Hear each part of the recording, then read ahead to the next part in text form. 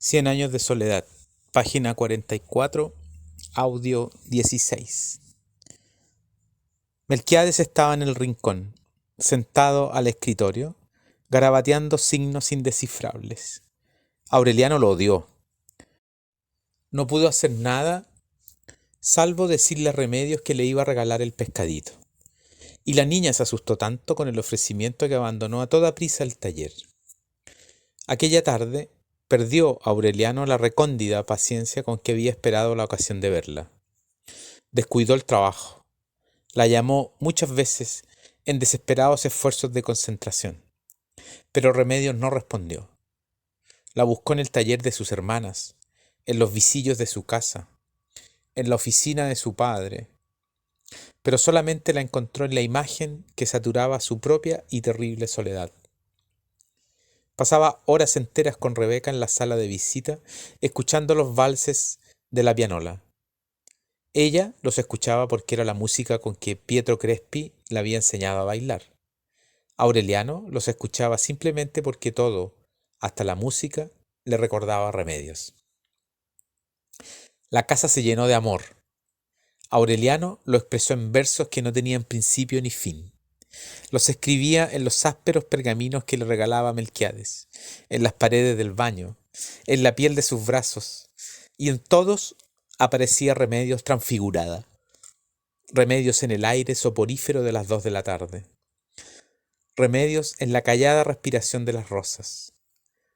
Remedios en la clepsidra secreta de las polillas. Remedios en el vapor del pan al amanecer.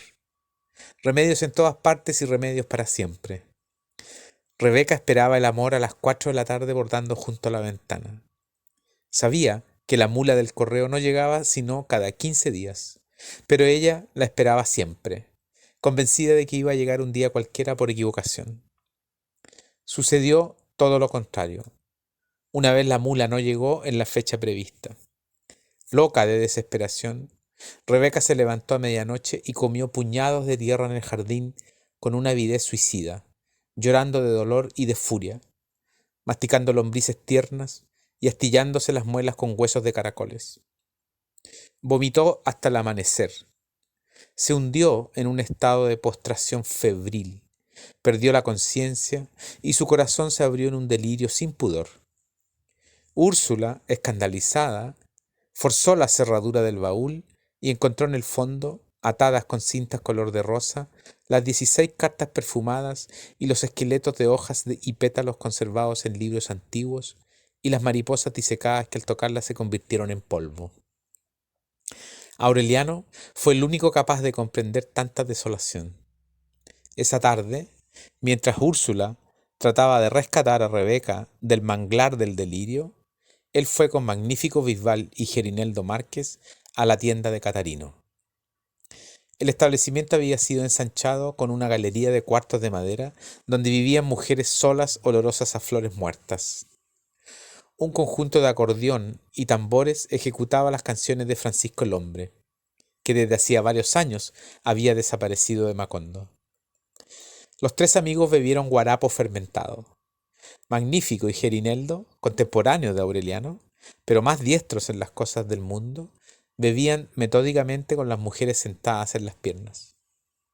Una de ellas, marchita y con la dentadura orificada, le hizo a Aureliano una caricia estremecedora.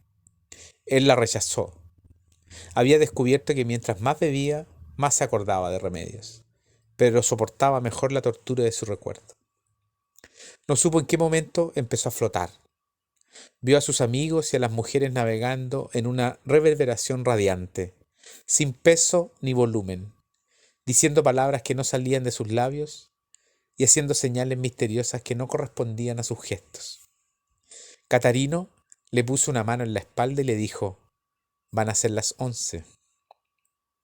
Aureliano volvió la cabeza, vio el enorme rostro desfigurado con una flor de fieltro en la oreja y entonces perdió la memoria, como en los tiempos del olvido, y la volvió a recobrar en una madrugada ajena y en un cuarto que le era completamente extraño, donde estaba Pilar Ternera en combinación, descalza, desgreñada, alumbrándolo con una lámpara y pasmada de incredulidad.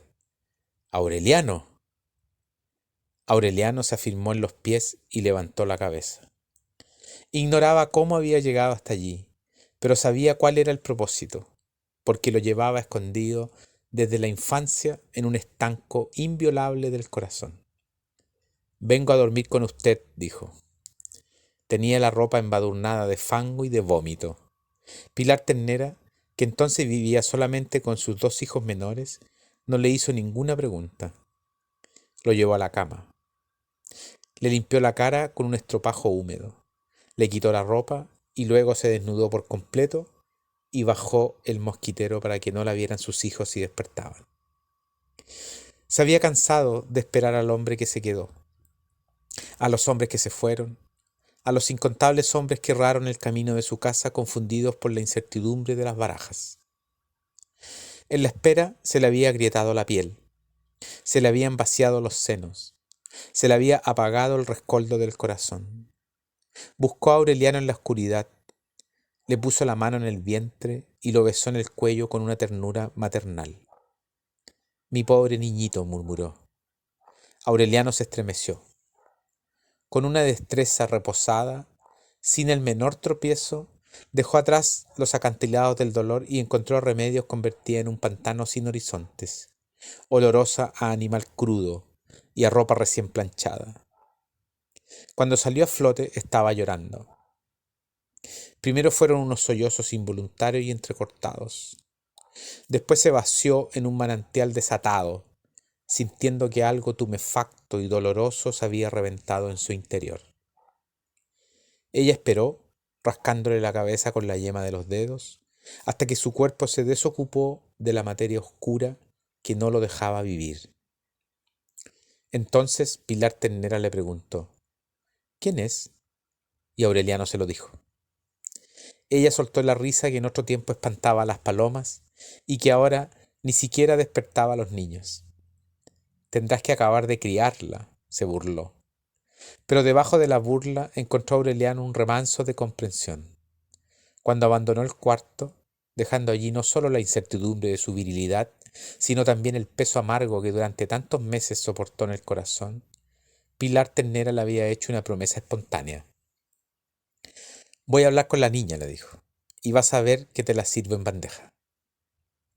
Cumplió, pero en un mal momento, porque la casa había perdido la paz de otros días.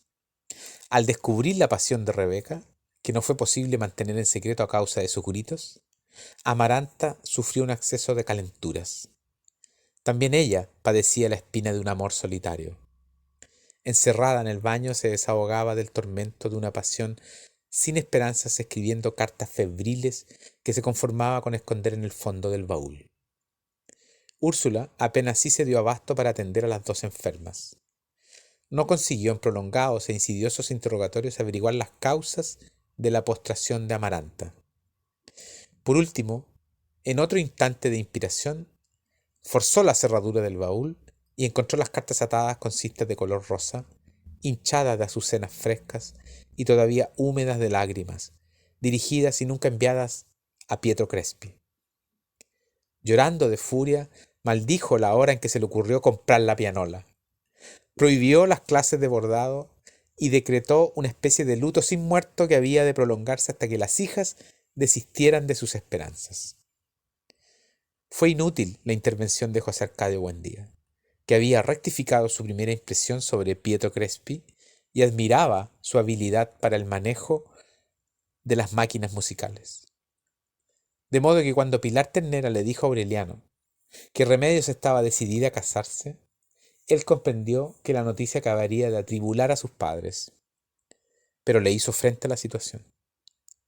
Convocados a la sala de visita para una entrevista formal, José Arcadio Buendía y Úrsula escucharon impávidos la declaración de su hijo. Al conocer el nombre de la novia, sin embargo, José Arcadio Buendía enrojeció de indignación. «El amor es una peste», tronó. «Habiendo tantas muchachas bonitas y decentes, lo único que se te ocurre es casarte con la hija del enemigo». Pero Úrsula estuvo de acuerdo con la elección. Confesó su afecto hacia las 7 hermanas Moscote por su hermosura, su laboriosidad, su recato y su buena educación. Y celebró el acierto de su hijo. Vencido por el entusiasmo de su mujer, José Arcadio Buendía puso entonces una condición. Rebeca, que era la correspondida, se casaría con Pietro Crespi.